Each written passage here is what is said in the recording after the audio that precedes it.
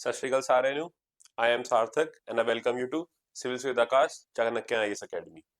So we have started a lecture series on ethics. This is very much relevant for all the students who are preparing for Punjab PCS mains. Right? We have already covered 4 lectures on this lecture series. This is the 5th lecture in the continuation of that lecture series. Right? So ਤੁਹਾਨੂੰ ਸਾਰਿਆਂ ਨੂੰ ਪਤਾ ਹੈ Punjab PCS mains 1st of April ਨੂੰ ਹੋਣ ਜਾ ਰਹੇ ਹੈ as per the official notification.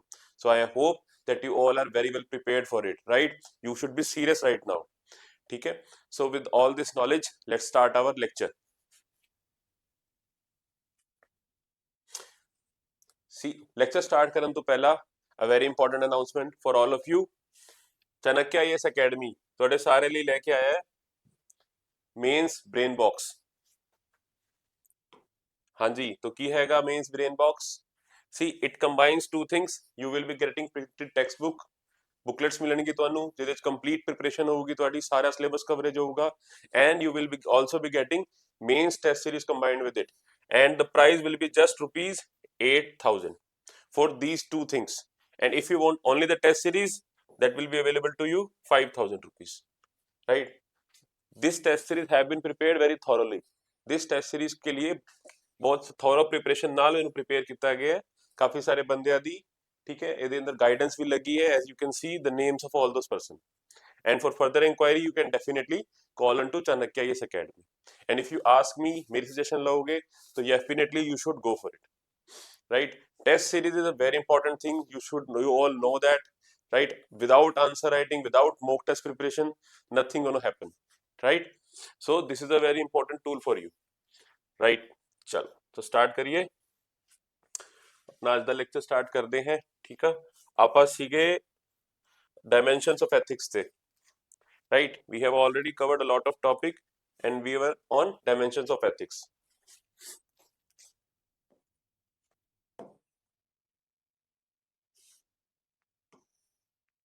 ठीक, एक क्विक रिवीजन कर लेंगे.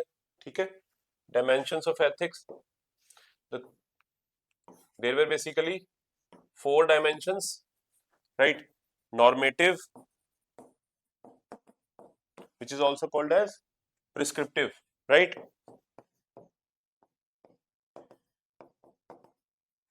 Then is descriptive. Then you had meta ethics and applied ethics.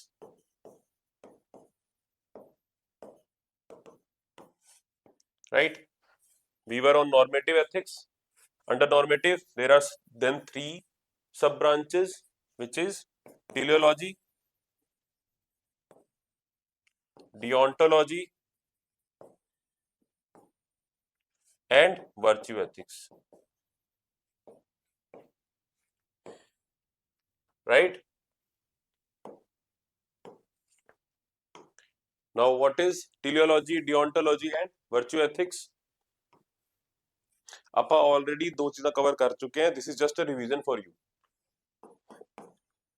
Teleology, ends justify means,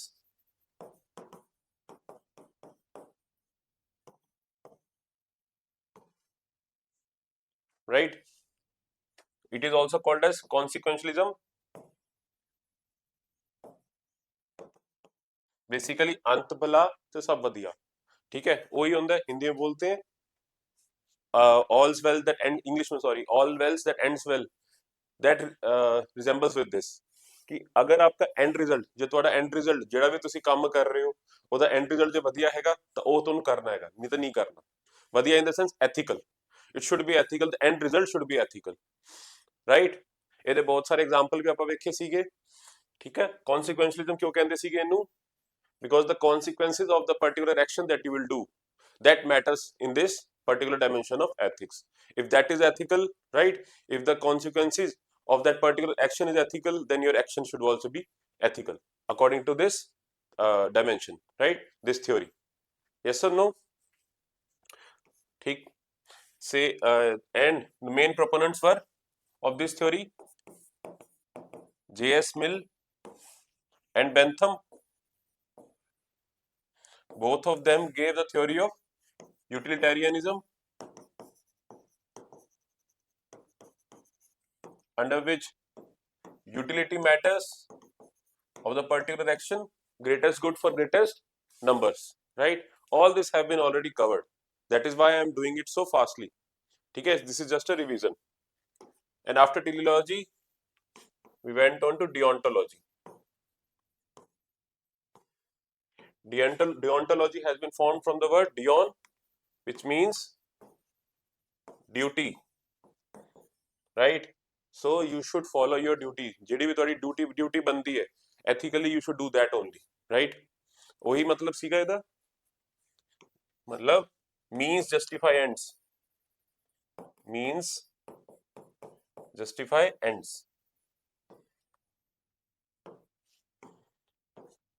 Immanuel Kant,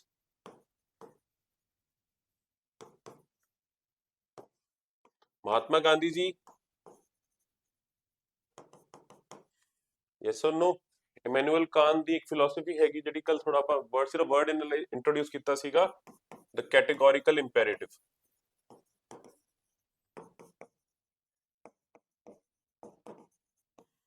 What does it means categorical imperative?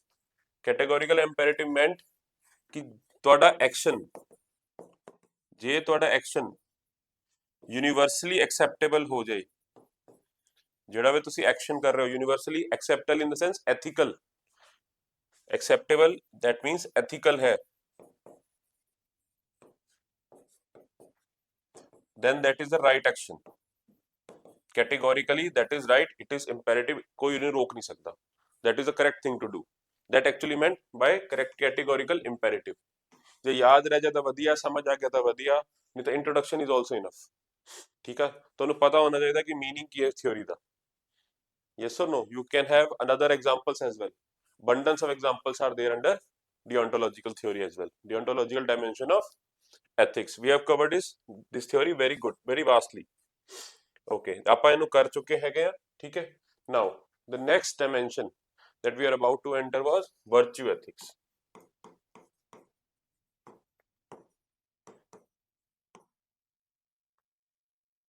Right. So आज इससे start करेंगे ਆਪਾਂ, ठीक है, कि virtue ethics क्या होती है. I hope you remember what does virtue means. Right. We have done that. Virtue meaning होता है पॉजिटिव वैल्यूज, पॉजिटिव वैल्यूज जो हमने अपने कैरेक्टर के अंदर इम्बाइब कर लियो, कैरेक्टर का पार्ट ही बना लियो, हमारे लिए नेचुरल, हमारा इंस्टिंक्ट हो गया, वो नेचुरल हैबिट हमारी वही बन गई है. For example honesty, punctuality, these kind of habit जो हमने अपना पार्ट बना लिए, राइट? वो वाले पॉजिटिव वैल्यू जो हमारा पार्ट बन गया उसको वर्च्यू बोलते हैं. Good values, positive values, in general उन्हीं को वर्च्यू कहा जाता है, राइट? तो वर्च्यू एथिक्स के अंदर आपके कैरेक्टर पे ध्यान दिया जा रहा होता है, मॉरल कैरेक्टर पे. ये वाले एथिक्स में क्या बोला जाता है कि आपको अपना कैरेक्टर मॉरली साउंड रखना है, ठीक है? आपका कैरेक्टर वर्चुअस होना चाहिए, तो आपके एक्शन अपने आप एथिकल रहेंगे. यहाँ पर कैरेक्टर बिल्डिंग पे ध्यान दिया जाता है. The focus is on character building.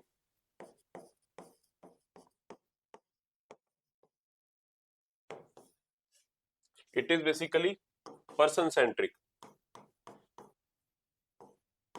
This theory is person centric rather than action oriented नहीं है ये.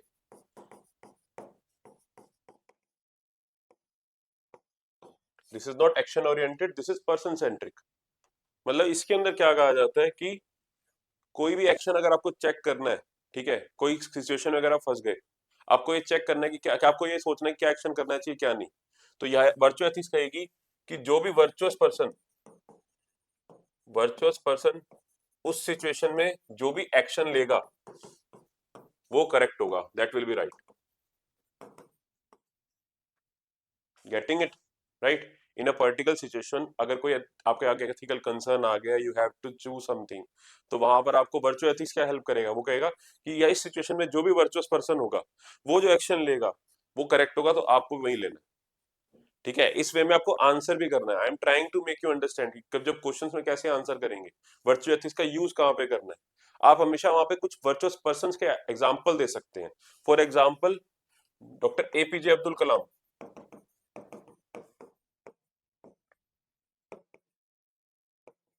He was the man of his words. Integrity क्या मतलब होता है इसका, कि अपनी पर्सनल लाइफ और प्रोफेशनल लाइफ में हमेशा सेम रहे हैं, राइट। इन्होंने कभी पैसे के पीछे नहीं गए, हम सबको पता है, ठीक है। इन्होंने जो कहा जो बोला वही करा, उस पर स्टिक रहे हैं, that is integrity. Lal Bahadur Shastri ji,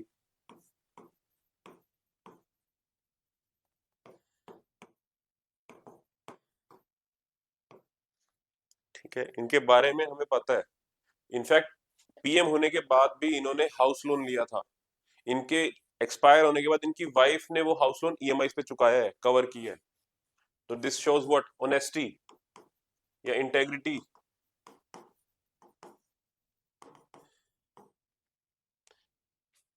ये right.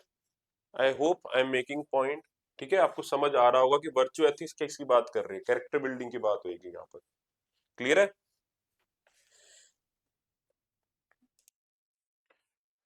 Okay. And one more thing बच्चों, इसके मेन प्रोपोनेंट जो है वर्चू एथिक्स के, कौन रहे हैं? Aristotle, Socrates, Plato.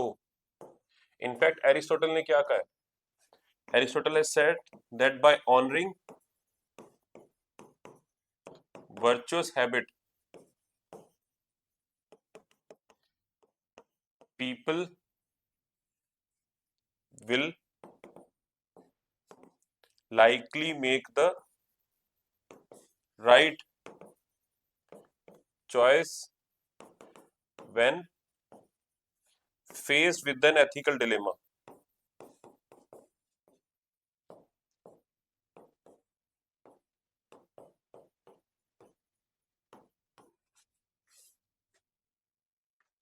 Clear? For example, यहाँ पर एक चीज और एक एग्जाम्पल ले सकते हैं। एग्जाम्पल कि अगर पेरेंट्स जो हैं, ठीक है, पेरेंट्स अपने बच्चों की बात को पेशेंटली अगर सुने, instead of just punishing them, it will display the virtue of patience and ultimately ultimately जो चिल्ड्रन है, ठीक है, they will also learn through them कि patience is a very important value and we should give importance to that. हमें patiently सुनना चाहिए, तो उनका भी कैरेक्टर जो है वर्चुअस रहेगा और वर्चू एथिक्स डेमोन्स्ट्रेट करेंगे। क्लियर है? ये एक अनदर एग्जांपल हो सकता है आपका। ठीक, so this is virtue ethics. कोई भी डाउट है, you can ask me in the comment section. I can see there are some doubts but still students are not asking, या तो उनको बहुत कुछ समझ आ रहा है या कुछ नहीं समझ आ रहा। ठीक है, आई होप समझ आ रहा हो, राइट। चलो आते हैं इसकी डेफिनेशन के ऊपर। See, virtue ethics state that those actions are ethical which are in line with certain virtues, desirable traits. ठीक है, देख लिया। This school believes in always acting in a particular manner such that we pursue a particular virtue. Clear है? Such virtuous actions are seen as ethical as well as leading to a good life. यहाँ पर हमेशा virtuous रहने की बात होगी। अपने character को वर्च्यू रखो, मतलब वर्च्यू हैबिट्स अपने कैरेक्टर के अंदर इम्बाइब रखो, अपने कैरेक्टर का पार्ट रखो। For example Aristotle said that following the golden mean, right, middle path is the right thing to do and leads to satisfaction and happiness in life. Now what does golden mean here? See Aristotle की, इसको करेंगे आगे, don't worry, ठीक है, बहुत जल्दी आने वाला है, डोंट वरी अबाउट इट। अभी के लिए समझ लिए कि गोल्डन मीन मतलब आपको वर्च्यू की ही बात कर रहे हैं यहाँ पर, ज्यादा डेविएट इधर उधर नहीं होना, ठीक है, अपने मिडिल पाथ को पकड़ के रखना है, वर्चुअस कैरेक्टर को पकड़ के रखना है। ठीक, चलो नेक्स्ट आते हैं डिस्क्रिप्टिव एथिक्स पे। Now what does descriptive ethics means? Descriptive ethics के अंदर बेसिकली कुछ नहीं करते आप, जो डिफरेंट सोसाइटीज की जो एथिक्स है उनको बेसिकली डिस्क्राइब करते हैं और कंपेयर करते हैं। यहाँ पर कुछ उसको एक्शन ओरिएंटेड या बताया नहीं जाता, यहाँ पे सिर्फ डिस्क्राइब कर दिया जाएगा कि लाइक फॉर एग्जांपल हिंदुइज्म की एथिक्स क्या है, मुस्लिम्स की एथिक्स क्या है, in what is Indian ethics, के कनाडा दी एथिक्स की है, इंडिया दी एथिक्स की कहंदी ने, ठीक है, अकॉर्डिंगली यूएस दी एथिक्स की कहंदी है, ठीक है। इनफैक्ट इंडिया के अंदर ਤੁਸੀਂ ਜਾਓ ਤਾਂ ਨਾਰਥ ਇੰਡੀਆ ਦੀ एथिक्स डिफरेंट मिलूगी ਤੁਹਾਨੂੰ, साउथ इंडिया ਦੀ एथिक्स डिफरेंट मिलूगी ਤੁਹਾਨੂੰ। It depends area to area, organisation to organisation ethics vary करती है, ठीक है। And you can definitely choose the good part about them, you can make the they make the ethics of that society or part the part of your own society, right. ये description provide ही तभी कर रहे हैं, description इसीलिए मिल रही है आपको, clear, कि आप वहां से जो भी अच्छा लगे अपनी सोसाइटी के लिए, you can take that part और अपनी सोसाइटी को, अपने एथिक्स को और अच्छा इंप्रूव कर पाओ, right, accordingly mix and match करके। ठीक है, करा भी गया बहुत बार इस चीज को, यस और नो, हम डेफिनेटली अडेप्ट करते हैं चीजों को देख के, क्लियर, ओके। बट एग्जाम की अगर मैं बात करूं, आपको एग्जाम के अंदर इतनी ज्यादा इंपॉर्टेंट नहीं है, डिस्क्रिप्टिव होगी आपकी, मेटा होगी, बट हम फिर भी एक बार गो थ्रू जरूर कर लेंगे इन केस अगर एग्जाम में पूछ ले तो you have the thing to right, आपके पास डेफिनेटली कुछ हो लिखने के लिए। These theories explain what people actually do, not what people should do. They describe the ethical standards, right? Followed by the पहली लाइन देखो पहले तो, These theory explain what people actually do and not people who should do.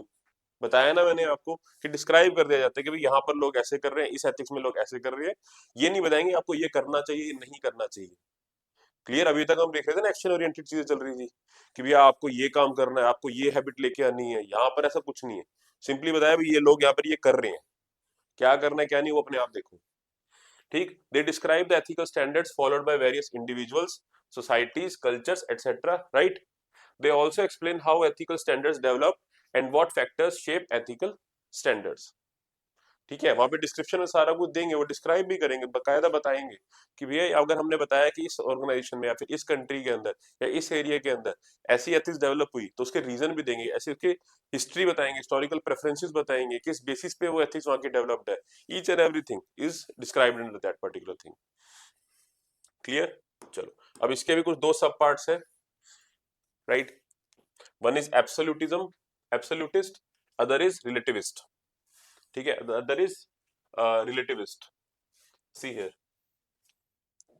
बहुत easy है। Absolutist क्या बोलते हैं कि भैया वो वाली जो मॉरल्स जो कि यूनिवर्सली एक्सेप्टेड हो, हर जगह पे एथिकल हो, फॉर एग्जांपल मर्डर्स, जो मर्डर की जो एक्ट है वो अनएथिकल है यूनिवर्सली, फुल स्टॉप, उसमें कोई कंडीशन नहीं, know if and but, right. But relativism क्या कहते हैं कि कुछ ऐसी वैल्यूज होती हैं जो कि area to area, organisation to organisation change होती चली जाती है, स्पेसिफिक होती है। For example gender inequality, Saudi Arabia में जाओ आप, मिडिल ईस्टर्न कंट्रीज में जाओ, आपको वहां पर वीमेन की कंडीशन कोई खास अच्छी नहीं है, बट वो उनके लिए एथिकल है, ठीक है, वेरएज यहाँ पर ऐसा नहीं है, यस और नो। होमोसेक्सुअलिटी की अगर हम जब बात करते हैं तो वो भी वेरी करती है, डिपेंड करती है एरिया टू एरिया, इनफैक्ट वो तो इंडिविजुअल टू इंडिविजुअल भी वेरी कर जाती है, क्लियर है, राइट। यही यहाँ पे कह रहे हैं। For instance there are two schools of descriptive ethics known as ethical relativism and ethical absolutism, which describe the nature of ethical standards. Absolutists claim that some ethical norms are universal in nature and apply to everyone everywhere, irrespective of context or circumstances. Yes, for example, murdering or lying is unethical universally and no surroundings or situation can justify that, right? On the other hand, relativists claim that ethical norms depend upon the place and the time and thus vary with context. They acknowledge the role of social diversity across the world, right? For example, polygamy or sexual identity is seen very differently in different societies. Clear? I hope you understand that. चलो अब आते हैं अपने next topic which is Meta ethics. Now whenever the word meta comes, ठीक है, Meta का मतलब philosophical aspect जुड़ जाएगी वहां पर, और फिलोसफी की जब हम बात करते हैं, philosophy is all about some questions, questioning की बात होती है, कोई भी चीज अगर एग्जिस्ट कर रही है तो वो क्यों एग्जिस्ट कर रही है, what is that thing, why is it existing, when it exist, क्यों आई वो एग्जिस्टेंस के अंदर, क्या पर्पज है उसका, क्या वो रियलिटी है, क्या वो रियलिटी नहीं है, राइट, क्या एक सोशल कंस्ट्रक्ट है। Same goes for this aspect dimension of ethics as well. Meta ethics ने बेसिकली एथिक्स का बेस बनाया है, फाउंडेशन बनाया है। मेटा एथिक्स के अंदर क्वेश्चनिंग करी जाएगी आपसे। मेटा एथिक्स वाले क्या करेंगे कि भैया एथिक्स क्या चीज है, व्हाट इज एथिक्स, सबसे पहले वो ये पूछेंगे, व्हाई इट इज, क्यों एथिकल बनना आपके लिए जरूरी है, क्या होगा उससे, what good does it bring, right, when does it bring, इसकी डायमेंशंस क्यों है ये, जितने भी क्वेश्चंस हो सकते हैं, what, when, how, this.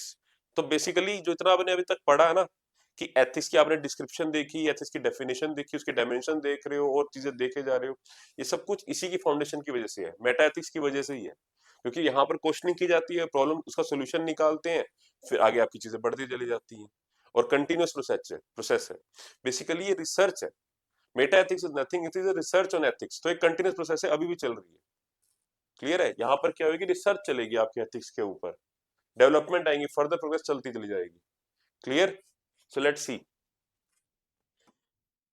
These theories deal with the very basic idea of ethics.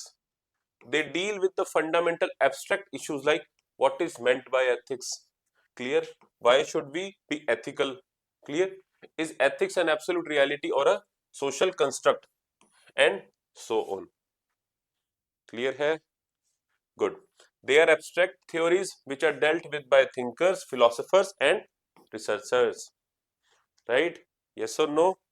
I hope चीजें समझ में आ रही होंगी. Then these theories become the basis on which descriptive, prescriptive and applied ethics are built upon. Clear? Meta ethics cover broadly two domains. अभी देखते हैं by the way meta ethics ही और मेटाफिजिकल, इन दो एस्पेक्ट को कवर कर रहा है, दो डोमेन है इसके अंदर। क्लियर? ठीक है, तो फर्स्ट है आपका मेटा इश्यूज। मेटा इश्यूज के अंदर क्या कवर होंगे, basically the core of the core issues जो हमने स्टार्टिंग में देखे। व्हाट डज मेटा, मतलब मेटा की स्टार्टिंग में कि what is ethics, how, what is the relevance of ethics, क्यों हम पढ़ रहे हैं एथिक्स को, ठीक है, इससे क्या हो जाएगा, इसका रिजल्ट क्या मिलेगा हमें, what are the consequences, like, तो उसके आंसर्स आप ढूंढते हो फिर। क्लियर? वो आपके कवर होंगे मेटा इश्यूज में। और मेटा फिजिकल में क्या होगा, यहाँ पर फिजिकलिटी ऑफ एथिक्स की बात करी जाएगी। क्या क्या कि भैया क्या एथिक्स एक्चुअली में एक रियलिटी में कंसेप्ट है, क्या सिर्फ हमारी मनगढ़ंत कहानी है, क्या एक वो सोशल कंस्ट्रक्ट है, सिर्फ ऐसी हवा में उड़ाई हुई है चीजें। ठीक है, so let's see meta issues. They deal with the core of the core issues like why is important to be ethical, what is the key determinant of ethics, ठीक है, रीजन और emotion and so on. Basically see why is important to be ethical, और भी जितने भी questions बनते हैं इस टाइप के। For example philosophers like Ayn Rand use reason as the basis of ethical principles। ठीक है, यहाँ पर किस टाइप के क्वेश्चंस है, यहाँ पर एक एग्जांपल दिया है, for example why it is important to be ethical। या दूसरा एक क्वेश्चन है जिसके आंसर यहाँ पर दिए हैं कि what is the source of ethics, कि किसी के लिए कुछ हो सकता है, किसी के लिए कुछ, तो डिफरेंट फिलोसोफर्स ने अपनी अपनी फिलोसफीज दी हैं।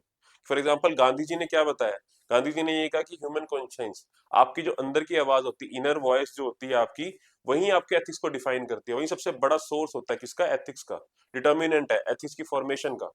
वेयर एक और फिलोसोफर है आपके एन रैंड, उन्होंने क्या बोला, she says that rational egoism should be the basis of human choice.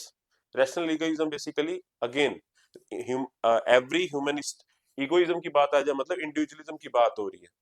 ठीक है, ज्यादा डीप में नहीं जाना, बस बेसिक आइडिया दे रहा हूँ आपको।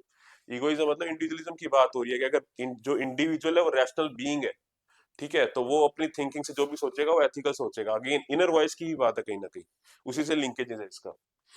On the other hand philosophers like Mahatma Gandhi use human conscience as the basis of ethical norms. He states that our inner voice can be used as an ethical guide in times of dilemma and such voice holds highest value. Clear? Then is metaphysical issues. This branch deals with cosmic issues like whether ethics is an absolute cosmic reality or a social construct.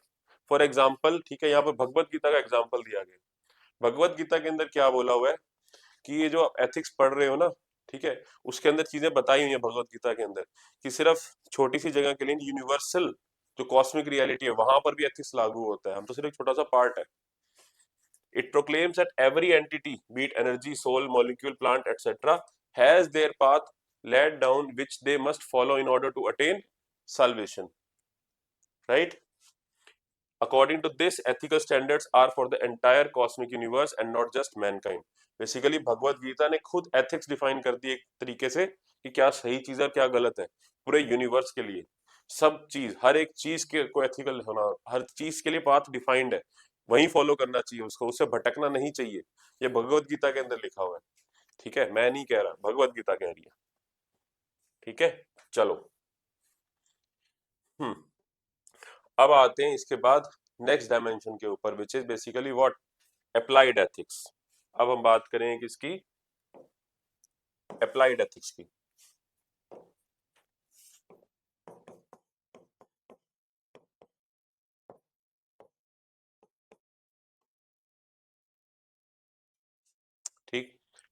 Now this is a very important dimension if you ask me in the point of exam point of view, right? Because applied ethics का मतलब जो अपने अब तक आपने ethics पढ़ी, ठीक है, जब उसका जो एप्लीकेशन पार्ट होगा, डिफरेंट डायमेंशन जो आप पढ़ रहे हो, ठीक है, जितनी भी एस्पेक्ट्स उसकी पढ़ रहे हो, एथिकल डिलेमास, वो एक्चुअल में डिफरेंट ऑर्गेनाइजेशन में डिफरेंट सिनारियोज में फेस करोगे आप। हर जगह के डिफरेंट एथिकल डिलेमा होंगे, हर जगह मतलब लाइक बिजनेस के अंदर अलग आपको डिलेमा मिलते हैं, मेडिकल फील्ड के अंदर आपको अलग डिलेमा मिलते हैं, एनवायरनमेंट के अंदर आपको एथिकल अलग डिलेमा मिलते हैं। इनफैक्ट आप अगर अपनी फैमिली की बात करें, आपको फैमिली के अंदर पर्सनल लाइफ के अंदर आपके अलग एथिकल डिलेमा होते हैं, वेयर प्रोफेशनल लाइफ के अंदर आपके अलग एथिकल डिलेमा होते हैं। तो वहां पर आपको जो एथिक्स है उसका उसको अप्लाई करना पड़ेगा, सो दैट वहीं पर आपको हेल्प है। जितना आपने पढ़ा, एथिक्स जितनी आपने पढ़ी अभी तक, थ्योरीज आपने पढ़ी, उसका जो एप्लीकेशन वाला पार्ट होगा, वो थ्योरीज आपने इसीलिए पढ़ी ना कि जब भी आपके सामने कोई एथिकल कंसर्न या डिलेमा है, so you should be able to get out of that, get out in the sense you should be able to choose the right option, you should be able to do the right thing, but it varies from situation to situation, ठीक है, and that is what applied ethics help us to do, ठीक, this is what, this is the application part, application part in different scenarios of ethics, ethical dilemma in different scenarios of ethical dilemmas,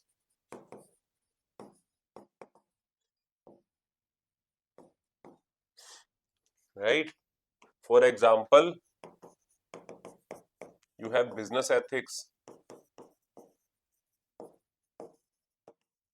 then you have medical ethics, which is a sub part of bioethics, then you have environment ethics,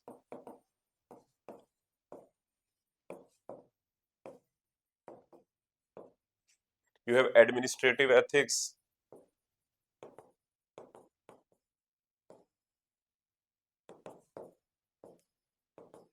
ठीक है, cyber ethics, और भी different dimensions बन सकती हैं, these are the general ethical dimensions, ठीक है, applied ethics की जब हम बात करते हैं, right? Okay, so now let us see the first scenario. सबसे पहला सिनारियो देखते हैं हम, which is bioethics,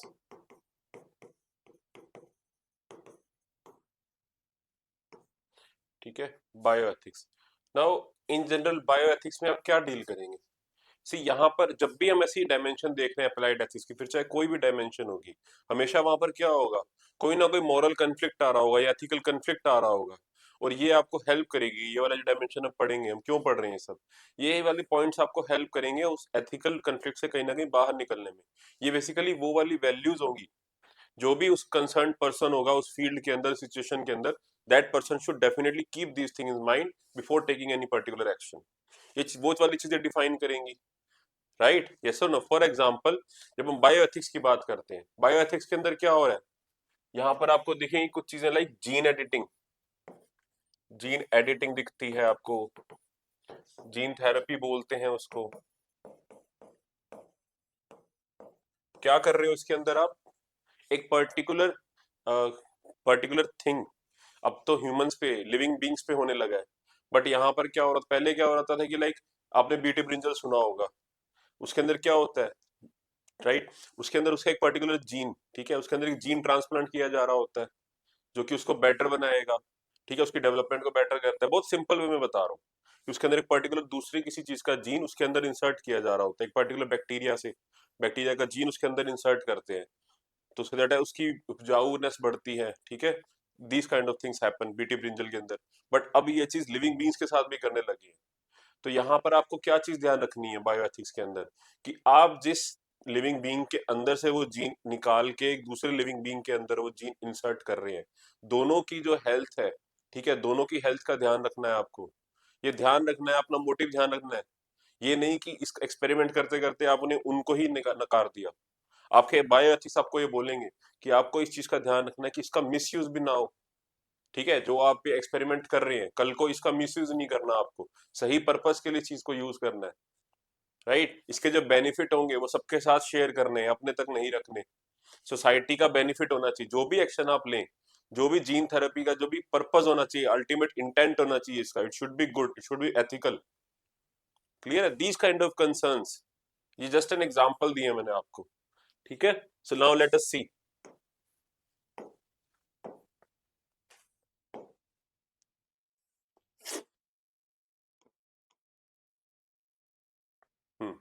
C applied ethics, clear है? स्टार्ट करते हैं बायोएथिक्स से। This domain, this domain studies ethical issues in the field of human biology and biotechnology, right? While modern science has greatly advanced and has attained the capability to alter human biology, bioethics lay down certain ethical norms on how such scientific knowledge should be used and for what purpose. Right? जो भी आपने scientific knowledge biotechnology की field में हमने attain करी है, उसका intent, उसका पर्पस वो सही होना चाहिए। बायोएथिक्स आपके लिए वही डिटरमाइन करेगा कि वो सही पर्पस होना चाहिए, सही इंटेंट होना चाहिए, सही काम के लिए यूज होना चाहिए उसका। क्लियर? ठीक है, चलो अब इशूड, कौन कौन से इशू कवर करेगा बायोएथिक्स? First is privacy. जितने भी आप देखोगे ना अभी आपके स्टार्टिंग में जो भी हम इश्यूज कवर करेंगे, इसका मतलब क्या है यहाँ पर, क्या बताना चाह रहे हैं यहाँ पर, कि जब भी ऐसा कोई इशू आपके सामने आ रहा होगा तो आपको इन स्टेप्स का ध्यान रखना है जो आपके आगे लिखे हैं। कि फर्स्ट, हमेशा आपको प्राइवेसी का ध्यान रखना है कि जो भी पेशेंट्स आपके सामने आ रहे हैं उनकी प्राइवेसी हिंडर नहीं होनी चाहिए, सबसे इंपॉर्टेंट चीज है। ठीक है? So biomedical studies and gathering of data must respect the privacy of individuals as it deals with private sensitive medical information about them. Clear? Medical status of people should not be revealed as it is an intrusion and also create a chance of misuse. ठीक है? For instance, a person having a chronic life-threatening disease may not want to reveal that to another person. Clear है? आपको हमेशा examples के साथ भी बताना है यहाँ पर। जब भी कोई क्वेश्चन है अच्छे अच्छे एग्जाम्पल्स रखने हैं आपको। अब ऐसे एग्जाम्पल्स बनाने हैं आपको। आपके नोट्स बन रहे हैं, आपने बायोएथिक्स लिखा हुआ है, आपको समझ आया कि प्राइवेसी, जब भी करंट अफेयर में कुछ भी आपको ऐसा दिखा उसको जॉट डाउन कर लेना है। ठीक है? पेपर जो होगा अपना पीसीएस मेंस, ठीक है, वो डेफिनेटली करंट अफेयर जो आपने इन जनरल बहुत सीधे सीधे क्वेश्चन होंगे, ज्यादा घुमा फिरा कर चीजों को नहीं पूछेंगे, और जो भी आपके पिछले 6-7 महीने के जो करंट अफेयर होते हैं जो न्यूज में आप पढ़ रहे हैं, एंड आई बिलीव कि आप प्रीलिम्स क्लियर करके आए हैं, ठीक है, तो डेफिनेटली आपने करंट अफेयर्स अच्छे से कवर करे हुए, क्लियर, और अभी भी कर रहे हैं। उसी में से आपको आराम से एग्जांपल्स मिल जाएंगे, न्यूमरस एग्जांपल्स मिल जाएंगे जो भी न्यूज में चल रहा होगा, और सारे के सारे एग्जांपल्स आपको जॉट डाउन कर लेने हैं। ठीक है? अब होप प्राइवेसी समझ आया आपको। प्राइवेसी का इंस्टेंस यहाँ पे एग्जांपल क्या दिया हुआ है कि अगर एक पर्सन है, ठीक है, उसको बहुत लाइफ थ्रेटनिंग डिसीज है, कोई लेट्स से कैंसर है, कुछ भी है, उसके ऊपर आप बायोटेक्नोलॉजी का यूज करने हैं, बट उस बंदे की जो इंफॉर्मेशन है ये आपको रिवील नहीं करनी, बिकॉज वो उनका कंसर्न है। ठीक? इससे बेटर एग्जांपल्स भी मिल जाएंगे आपको। Then is biopiracy. बायोपायरेसी क्या होती है? Advance countries and the innovators carry out explorations and gathering of biological resources from developing countries in their tropical region.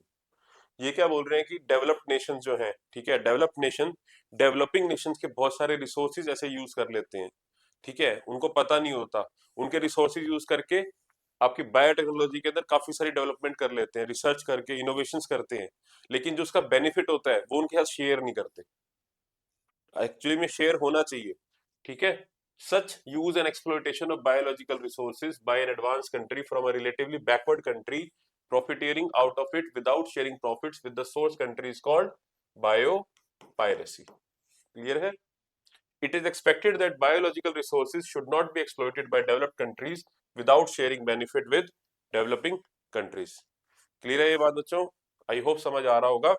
For example, Nagoya protocol under COBD, convention on biological diversity, वो ये बोलता है, इसके इसीलिए specifically उस protocol के अंदर एक पॉइंट है, एक्सेस आपका क्या, ensure access and benefit sharing for greater good of biotechnology and mankind. ठीक है? बायोटेक्नोलॉजी भी आपने मान लो अपनी कंट्री में भी कोई डेवलप करी, वो भी आपको शेयर करनी है, और अगर आपने किसी के साथ मिलकर शेयर करी, सॉरी रिसर्च करी, डेवलप करी, तो उसके बेनिफिट दोनों को शेयर करने हैं आपको, इनफैक्ट सिर्फ दोनों को नहीं, जिस भी कंट्री को नीड है, जहां भी नीड है, सबके साथ शेयर करने हैं। क्लियर हुई बात? ठीक है, चलो। Then is abortion. ठीक है? अबॉर्शन के ऊपर क्या बोलता है एथिक्स? ठीक है? बायोएथिक्स क्या बोलता है अबॉर्शन के ऊपर? इसके अंदर दो स्कूल ऑफ थॉट है, एक है प्रो लाइफ वाले, ठीक है, एक है प्रो लाइफ वाले और एक है pro choice sorry. Pro life वाले तो डेफिनेटली क्या बोलेंगे कि इन्फेंटिसाइड नहीं करना आपको, ठीक है, क्योंकि अबॉर्शन बेसिकली फीमेल इन्फेंटिसाइड से बहुत ज्यादा लिंक्ड है। अभी एक रीसेंट थ्योरी के अकॉर्डिंग तो यूके के अंदर जब से इंडियंस है वहां पर, उन्होंने वहां पर जब से ज्यादा उनकी माइग्रेशन हुई है उस रीजन में जहां पर इंडियन ज्यादा रिसाइड करते हैं, वहां पर फीमेल इन्फेंटिसाइड का रेट बहुत ज्यादा बढ़ गया है, ठीक है।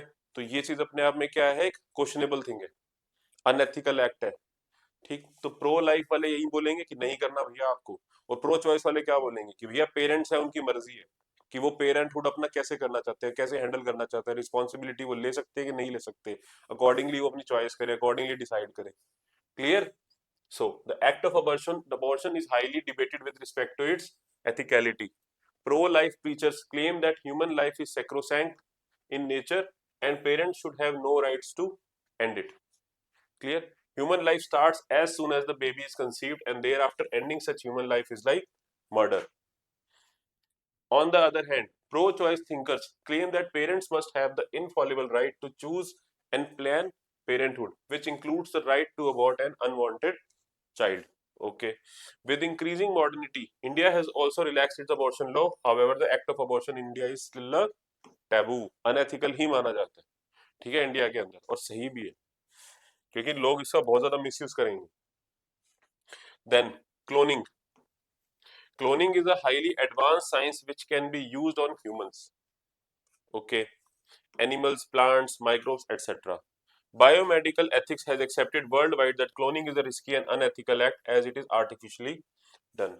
सी क्लोनिंग जब तक सिर्फ नॉन लिविंग थिंग्स की करी जा रही थी तब तक तो फिर भी ठीक था, बट अब क्लोनिंग लिविंग बींग्स के ऊपर भी करी जा रही है, ठीक है। तो ये अपने आप में बहुत रिस्की चीज है, इसका एक्सप्लोइटेशन का स्केल बहुत ज्यादा है, तो इसके लिए एथिक्स को फॉलो करना बहुत ज्यादा जरूरी है, इसके ऊपर बहुत ज्यादा रेगुलेशंस की नीड है।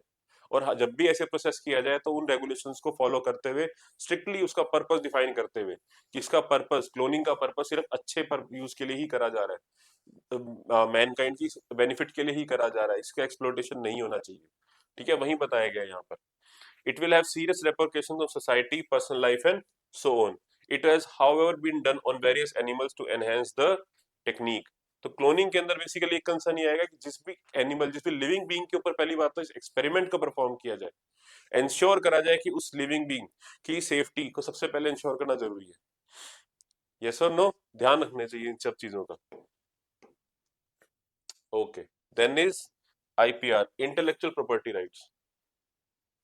अब आईपीआर में कौन सा एथिकल कंसर्न आएगा? When we talk about IPR, कौन सा एथिकल कंसर्न आएगा यहाँ पर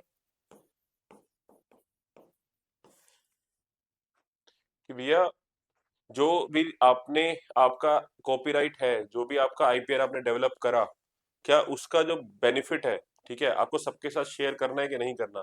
एक तरफ तो दिखेगा भैया मैंने रिसर्च करी, मैं डेवलपमेंट करी, तो होल मेरे पास उसका राइट है, मैं क्यों किसी के साथ शेयर करूं? But on the other hand, if that can help humanity, ठीक है, for if that can help humanity in that way, आपको उसके साथ शेयर करना जरूरी है। तो यहाँ पर ये दो एथिकल कंसर्न, ये वाला एथिकल कंसर्न आ जाएगा। फॉर एग्जांपल, जो भी आपकी मेडिसिन है, लाइक बहुत सारी ऐसी मेडिसिन है जिसके साथ, जिसने यूएसए में डेवलप करी और इंडिया के अंदर उसकी जेनरिक मेडिसिन डेवलप की जा रही होती हैं, ठीक है। क्यों कर रहे हैं जेनरिक मेडिसिन? जन औषधि योजना के अंदर हमने देखा है क्यों कर रहे होते हैं ऐसा, बिकॉज उसको बहुत अफोर्डेबल रेट पे गवर्नमेंट जो है लोगों, जो जिन लोगों को जरूरत है उसको प्रोवाइड कर रही है इस पर्पज के लिए। और यहीं पर एथिकल कंसर्न आते हैं और बहुत ज्यादा प्रॉब्लम क्रिएट होती है, जो कि बहुत सारे इंटरनेशनल फोरम्स पे यूएस भी रेज करता है टाइम टू टाइम। यस और नो? ठीक है। तो ये यहाँ पर इस इन चीजों के साथ डील किया जा रहा होता है। सी, every innovator should be entitled to the rights over the intellectual property due to immense time and effort spent in developing the item, right? However, IPR should strike a balance between the private interest of innovators and public interest of availability and affordability. Yes or no? After that, IPR should be effectively enforced. यही बता रहा था मैं भी आपको कि एक balance बिठा के रखना है किस चीज के अंदर, कि उस इनोवेटर का उस पर कितना ज्यादा हक रहे, ठीक है, और जो लोगों के लिए, पब्लिक इंटरेस्ट के लिए जो अवेलेबिलिटी और अफोर्डेबिलिटी मेंटेन करके रखे, लेकिन लोगों के लिए भी अवेलेबल रहे, इसमें एक बैलेंस रहना चाहिए, कुछ इस हिसाब से आपको सेट करना उन चीजों को। Then is gene editing, starting में भी आपको एग्जांपल दे रहा था मैं जीन एडिटिंग का। Gene editing alters the gene of a living being to achieve desired traits, right? There is an ethical stipulation that gene editing should only be used for the therapeutic purposes or human well-being, right? Intent हमेशा सही होना चाहिए, human well-being के लिए use होनी चाहिए। It is also claimed that human genes are God given and hence human being should interfere with it minimally, ठीक है। ये एक और एंगल है कि गॉड ने आपको जैसा बनाया है, उन्होंने जीन दिया, उसके ज्यादा छेड़खानी नहीं करनी चाहिए। नेचर में जो चीज है, नेचर को ज्यादा छेड़खानी नेचर से कभी करनी नहीं चाहिए, उसकी बहुत हैवी रिपरकशंस हो सकती हैं, ये कह रहे हैं यहाँ पर, ठीक है। देन इज क्लिनिकल ट्रायल्स, ये आज की डेट में बहुत बड़ा एक एथिकल डिलेमा है, ठीक है। क्लिनिकल ट्रायल्स कंडक्ट हो रहे हैं जो लिविंग बींग्स के ऊपर डायरेक्टली कंडक्ट हो रहे हैं, पहले तो एनिमल्स के ऊपर हो रहे थे, अब ह्यूमन बींग्स तक पे स्टार्ट हो गए हैं। तो यहाँ पर हमेशा ध्यान रखना इस चीज का, क्या, कि जिस ह्यूमन बीइंग या लिविंग बीइंग के ऊपर वो ट्रायल किए जा रहे हैं, उनकी हेल्थ और सेफ्टी का ध्यान रखना सबसे जरूरी चीज है, क्लियर। तो clinical trials carry out experiments upon people by offering money, वो कर इसीलिए रहे होते हैं, कहीं ना कहीं एक्सप्लोटेशन होती है, उनको need, people in need of money go for this, right. तो यहाँ पर जो एक्सपेरिमेंट करने वाली जो ऑर्गेनाइजेशन है, जो पार्टी है, उसको इस चीज का ध्यान रखना है कि वो अनएथिकल काम ना करे, एक्सप्लॉइट ना करे सामने वाले पर्सन को। जिनको पैसे की जरूरत है, सिर्फ पैसे का लालच देके उनको बुला लिया जाता है, ऐसा नहीं करना चाहिए।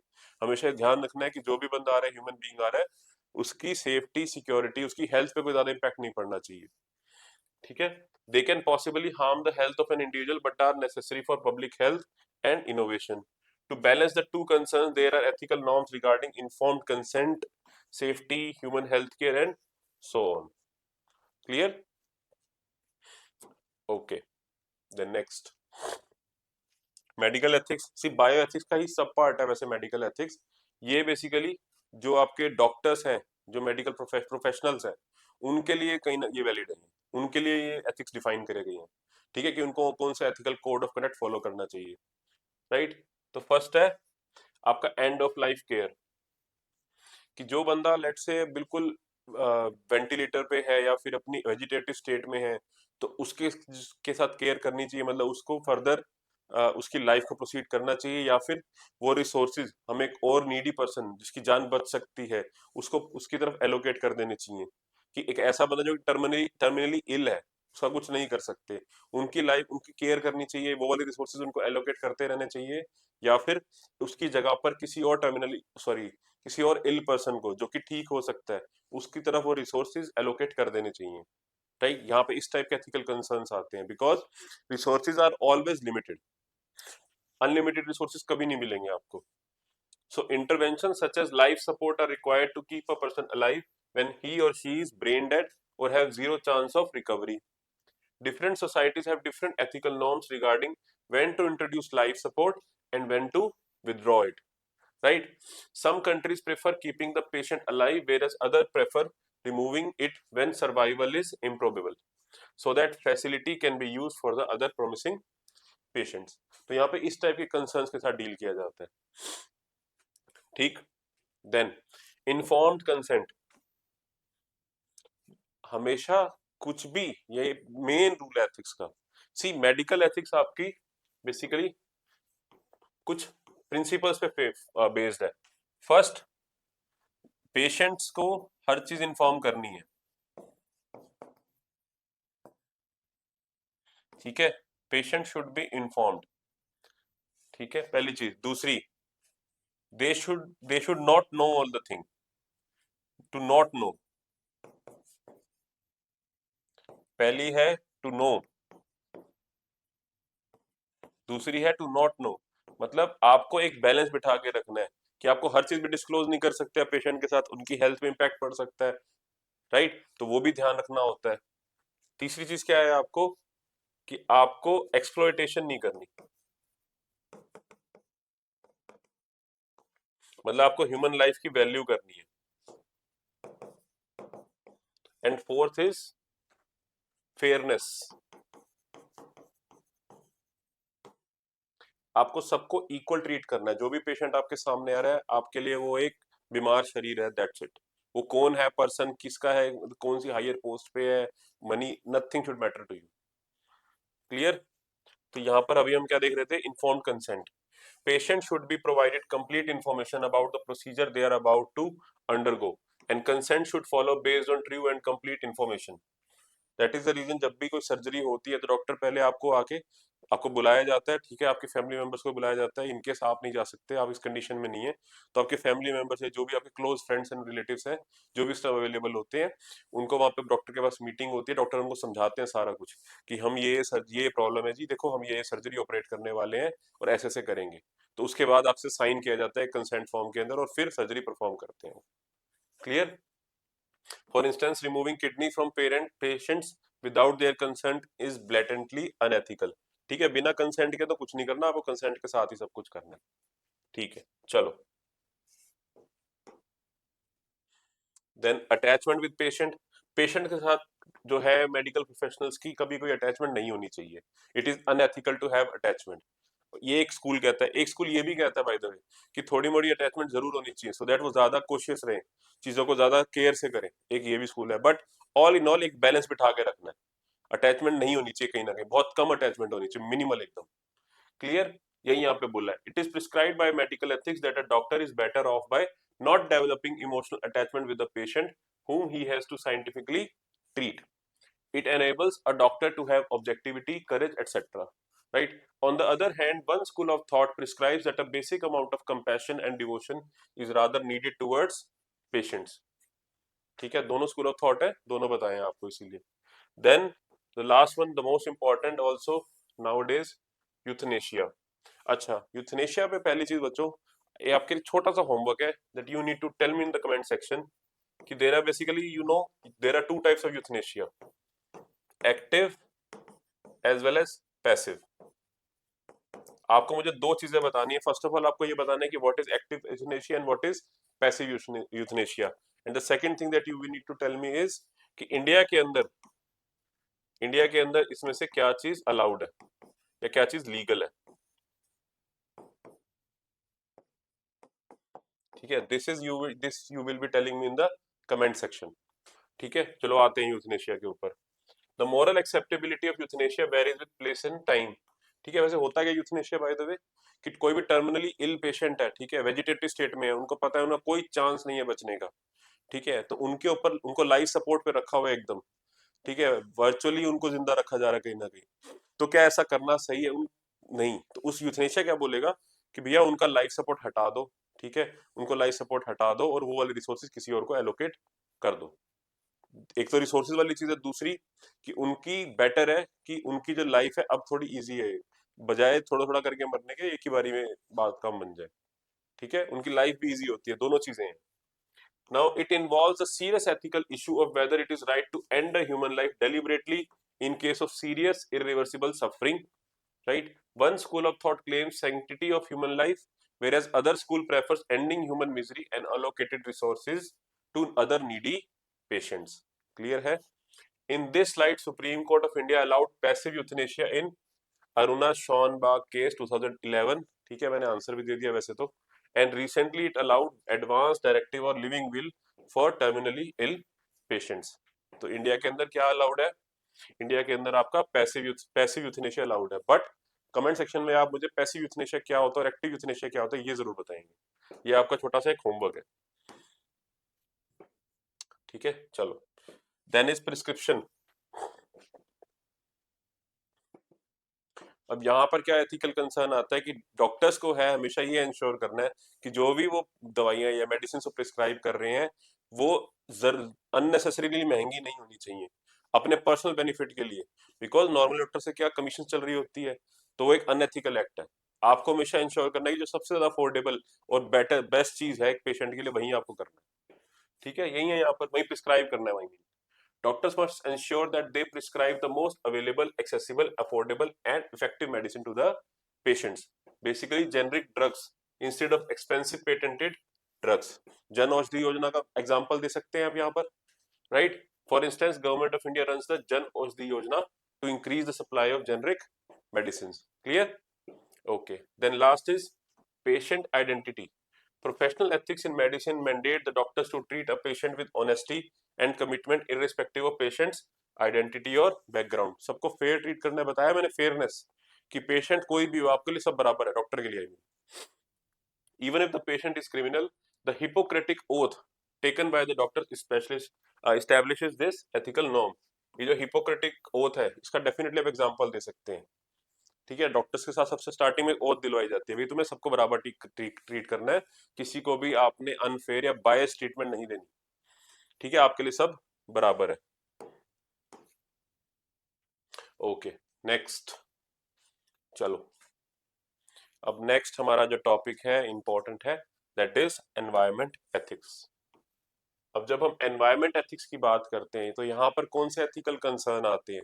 यहाँ पर कंसर्न आते हैं कि एनवायरमेंट को हार्म नहीं पहुंचाना, not to harm the environment, I mean not to pollute the environment, not to pollute or harm the environment.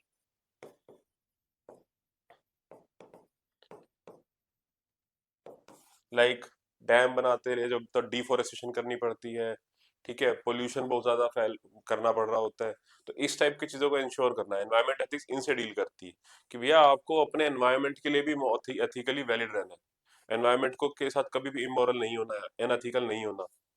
Clear? तो कौन कौन से आपको इश्यूज का ध्यान रखना है, यहाँ पर कौन कौन सी चीजों का ध्यान रखना है? फर्स्ट, सस्टेनेबिलिटी, कि आपके जो भी एक्शंस हैं, ठीक है, वो सस्टेनेबल होने चाहिए, सस्टेनेबल एनवायरनमेंट की तरफ होने चाहिए, सो दैट आपकी फ्यूचर जनरेशन भी उसका यूज कर पाए। पता लगे आपने अपनी रोड बनाने के चक्कर में दबा के पेड़ ही पेड़ काट दिए, ठीक है, अगर आपने काटे हैं तो पेड़ आपको दोबारा लगाने भी हैं। ठीक, the environment and its resources must be used in such a manner that the future generations and weaker sections have enough to fulfil their genuine needs. Yes, we must use natural resources in moderation and avoid modern consumerism। Clear है? ठीक है, हमेशा moderation में use करना है, एक balance बिठा के रखना है, चीजों का यूज करना है, ठीक है, रिसोर्सेज का यूज करना है बट इफेक्टिवली यूज करना है, एक बैलेंस के साथ यूज करना है, सो दैट हमारी फ्यूचर जनरेशन के लिए भी वो चीजें बची रहे। As Gandhi ji said, there is enough for everyone's need but not for everyone's greed. ठीक है, ओके, इस कोट का आप डेफिनेटली यूज कर सकते हैं। देन कंपेंसेशन, कि जब अगर कहीं पर अगर आपने ऐसा कुछ करा, एनवायरमेंट के साथ हार्म करा, तो उसको कंपनसेट करना है। ठीक है, basic economic and domestic activities consume resources or pollute the nature but they are essential for development. कर क्यों रहे हो आप? क्योंकि डेवलपमेंट के लिए बहुत नेसेसरी स्टेप्स आपको लेने पड़ेंगे, लेकिन उसका काउंटर कैसे करोगे, उसको बचाओगे कैसे आप? कंपेंसेट करके चीजों को। Nevertheless, those who degrade the environment, be it for bona fide reasons, must undertake measures to compensate for the degradation. Compensatory afforestation is one example for which the government of India has recently enacted a law, Campa law. यहाँ पर आप mention कर सकते हैं Campa. I hope सबको पता होगा, यहाँ पर मेंस दे रहे इतना डेफिनेटली आई एम एक्सपेक्टिंग कि पता होगा आपको। ठीक है, चलो, then is conservation, every possible effort should be towards conservation rather than destruction, so every possible effort shall be taken to eliminate or minimize, sorry, to minimize environmental pollution, right? This is essential to preserve nature and also to sustain the living beings that depend upon natural resources। Pollution कम से कम करना है, environment को बचा के रखना है, कंजर्व करना है, राइट? ये आपकी वैल्यू होनी चाहिए, बहुत important. Then is equity, equally use करो। ऐसे नहीं कि आप एक बंदे के बाद बहुत ज्यादा नेचुरल रिसोर्सेज है उसका बिल्कुल बिल्कुल यूज करे जा रहे हैं एकदम ही अनबैलेंस वे में। Mother nature belongs to all living beings equally, right? Yes, hence we must ensure that nature is used for the benefit of all in an equitable manner and not just for a privileged few। clear?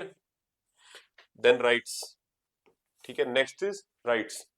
all living beings have their own rights to life and existence। other living beings are not meant for humans to consume or exploit। ठीक है, हमें nature के अंदर different दूसरे भी living beings हैं, animals हैं, उनके भी राइट्स को प्रिजर्व करे रखना है, उनके साथ अनएथिकल नहीं होना। ठीक है, अननेसेसरीली वाइल्ड लाइफ के साथ आपको हार्म नहीं पहुंचाना, प्लांट्स के साथ फ्लोरा एंड फौना को मेंटेन करके रखना है।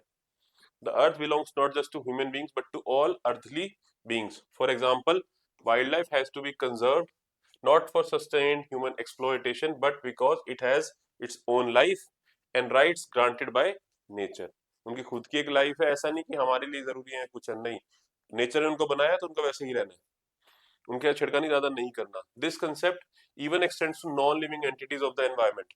For example, recently Uttarakhand High Court granted River Ganga the status of living person and all the accompanying rights and obligations. Right, थोड़ी पुरानी न्यूज है, गंगा को दिया गया था लिविंग बीइंग का स्टेटस दिया गया, तो एक नॉन लिविंग थिंग को भी प्रोटेक्ट करके रखा है। तो ये एक अच्छा एग्जांपल है कि राइट सबके हैं। ठीक है, okay. Then is mother nature, last one is mother nature. Environmentalist believe that nature knows best, we must treat it with respect, otherwise it will respond with fury in order to restore the balance. बताया ना starting में, mother nature के साथ छेड़खानी नहीं करनी, nature के साथ जैसा है वैसे रहने दो, नहीं तो उसकी वास्ट डिस्ट्रक्शन होती है। अभी हुणे पंजाब च वेख्या गया सीगा, ठीक है, की वेख्या तुसी पंजाब च कि ਜਿਹੜੇ ਫਲੱਡ ਆਏ ਸੀਗੇ ਉਹ ਕਾਦੇ ਲਈ ਇੰਨੀ ਵਾਸਟ ਡਿਸਟਰਕਸ਼ਨ ਕਰਕੇ ਚੱਲ ਗਏ। ਜੇ ਡੀਫੋਰੈਸਟੇਸ਼ਨ ਇਹਦਾ ਸਿੱਧਾ ਸਿੱਧਾ ਇੰਪੈਕਟ ਪਿਆ ਹੈ। ਜੇ ਇੰਨੇ ਪੇੜ ਨਾ ਕੱਟੇ ਹੁੰਦੇ ਤਾਂ ਮੇ ਵੀ ਇੰਨੇ ਦਾ ਰਿਜ਼ਲਟ ਇੰਨਾ ਪੈਣਾ ਨਹੀਂ ਹੋਣਾ, ਇੰਨਾ ਮਾੜਾ ਨਹੀਂ ਹੋਣਾ ਚਾਹੀਦਾ ਸੀਗਾ। ठीक है, ਜਿਹੜਾ ਫਲੱਡ ਆਇਆ ਸੀਗਾ ਤੇ ठीक है, मदर नेचर ने वहां पर रिस्पॉन्ड करा, जो उनके साथ हुआ उसका डिवास्टेशन आपको दिखा। क्लियर हुई बात? ठीक है, for example floods, cyclones, landslides are seen as nature's method to restore the natural order. Clear? Okay, next next is business ethics. Next is your business ethics. Okay, now what does business ethics says? Business ethics की जब बात करेंगे तो वहां पर हमेशा transparency, accountability, responsibility, इस type की चीजों की बात करोगे आप। But when you talk about public organization, ठीक है, बट व्हेन प्राइवेट ऑर्गेनाइजेशन की बात करेंगे तो वहां पर आपका डिफरेंट सिनेरियो क्रिएट हो जाएगा। ठीक है, वहां पर डिफरेंट एथिक्स होंगी। कौन कौन से होते हैं देखते हैं। ठीक है, first business transparency. Let's talk about transparency. Business entities must ensure openness in their functioning and share all information with their stakeholders. Right, अपने सारे स्टेक होल्डर्स को सारी इंफॉर्मेशन बता शेयर करनी है, कुछ भी ज्यादा छुपा के नहीं रखना अननेसेसरीली। इतने की जरूरत है, खाली उतना ही आपको सीक्रेट रखना है, सारा कुछ नहीं। This is also necessary for proper functioning of the market. Clear? Then conflict of interest. बहुत बार ऐसा होता है आपके पर्सनल इंटरेस्ट पब्लिक इंटरेस्ट के साथ आपके कंफ्लिक्ट आता है बीच में, कि आपके पर्सनल जो है और जो प्रोफेशनल चीजें हैं दोनों में कम कंफ्लिक्ट आएगा। कैसे? For example see, business professionals must function in objective and fair manner regardless of any private interest or personal obligation. they must take decisions only as per the interest of the business. For example, ICCI CEO Chanda Kochhar was penalized for conflicts of interest in sanctioning loans to entities related to her husband. ठीक है, हमेशा आपको business organisation का benefit के बारे में सोचना है, अपने पर्सनल बेनिफिट के लिए नहीं सोचना। ठीक है, आपको ये सोचना है कि जो भी एक्शन में ले रही हूँ, जो भी मैं स्टेप ले रही हूँ, वो हमारी ऑर्गेनाइजेशन के इंटरेस्ट में हो, उनके बेनिफिट के लिए हो, मेरे पर्सनल इंटरेस्ट के लिए नहीं हो। ठीक है, फॉर एग्जांपल यहाँ पे चंदा कोचर जो सीईओ थी आईसीसीआई की, उन्होंने अननेसेसरीली बहुत सारे लोन्स दे दिए थे, जो कि जिससे उनके हस्बैंड को फायदा हो रहा था, हस्बैंड की ऑर्गेनाइजेशन को फायदा हो रहा था कहीं ना कहीं। राइट, तो वो क्या था, आपका एक अनएथिकल एक्ट था। In cases where a conflict of interest occurs, individuals must disclose them entirely. Clear? Okay, then integrity. Integrity definitely आपको हमेशा मेंटेन करके रखनी है। Absolute adherence to moral principles is necessary for sustained health of any business. Organizational interest and public interest must be kept over private interest. Right? हमेशा business आपको organization का interest को ऊपर रखना है अपने पर्सनल इंटरेस्ट से। क्लियर? For example scams like PMC bank, PNB banks are result of lack of integrity among individuals. ठीक है, उसी का रिजल्ट है ये, तभी ऐसे स्कैम्स होते हैं। Besides, businesses must also ensure that they do not undermine the integrity in government by offering bribes or kickbacks. ठीक है, प्राइवेट ऑर्गेनाइजेशंस को कभी भी ब्राइब्स और इनको प्रमोट नहीं करना। ठीक है, ये अनएथिकल है उनके लिए। Simple. Then is environmental sustainability. Organizations, business organizations, private companies को हमेशा इंश्योर करना है कि एनवायरमेंटली सस्टेनेबल एक्ट्स है उनके, एनवायरमेंट को हार्म नहीं करना, ये भी एक एस्पेक्ट है। Industries must carry out their operations such that they do not degrade the environment beyond repair and recovery. They must also minimize the harm through measures like energy efficient effluent treatment plants, rooftop solar energy, etc. ठीक है, renewable energy का use करना चाहिए ज्यादा से ज्यादा। Everything functions with in the environment and can not function without it. ठीक है, environment is very important. Environment को हार्म पहुंचा के डेवलपमेंट का कोई फायदा नहीं है। एनवायरमेंट को साथ मेंटेन करके चलना है। रिसोर्सेज यूज करिए किस टाइप के, आपको सोलर एनर्जी का यूज करना चाहिए ज्यादा ज्यादा, राइट। आपके एफ्लुएंट ट्रीटमेंट प्लांट्स लगाने हैं आपको, सो दैट जब भी वो एफ्लुएंट्स आपके रिलीज करे जाए एनवायरमेंट के अंदर, वो पोल्यूशन ना मचाए ज्यादा। Clear? Then is social responsibility. Every organization should definitely does has a social responsibility, CSR, corporate social responsibility। ये पढ़ा होगा आप सबने, ठीक है, इकोनॉमी के अंदर पढ़ा होगा, I am hoping. Businesses make profits and hence have a moral obligation to contribute a reasonable share for the welfare of the society around them। Society से ही बेसिकली वही उनके कंज्यूमर्स है, उन्हीं से तो बेनिफिट हो रहा है उनको, तो उनके एक सोशल रिस्पॉन्सिबिलिटी बनती है कि वो भी कुछ वेलफेयर करे उनका। They should definitely give back something. And Gandhiji gave the idea of trusteeship, where wealthy people hold resources of the people under trust and hence must use them for larger public good, right? Gandhi ji ने क्या बोला था? Trusteeship. क्या मतलब था इसके अंदर? कि जो वेल्दी पीपल है they are like trustees of that organization, of human organization, उनके ट्रस्टीज की तरह। और इसीलिए उनको जो वेल्थ है उसका कुछ पार्ट डेफिनेटली डिस्ट्रीब्यूट करना है सबके अंदर, सबके साथ। ठीक है, then CSR, corporate social responsibility in India is one such mechanism. It makes not only moral sense but also business sense, as it improves the image of any business, right? So with this we have covered business ethics, and the rest of the topic will be dealt tomorrow. If you have any doubt, you can ask me in the comment section. Until then, I wish you good luck, take care, and bye bye. Thank you.